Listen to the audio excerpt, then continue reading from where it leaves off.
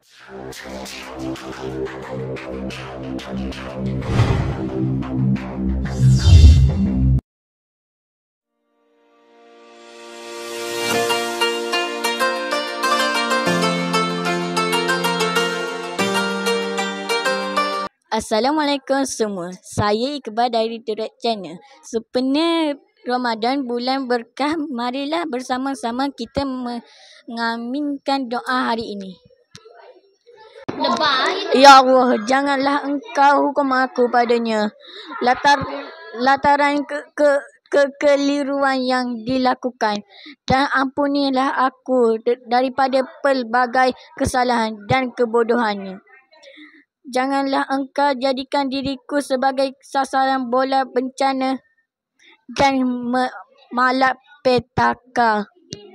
Demi kemuliaan-Mu, wahai kemuliaan kaum muslimin. Amin.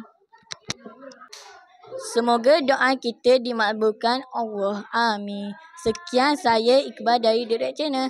Bye.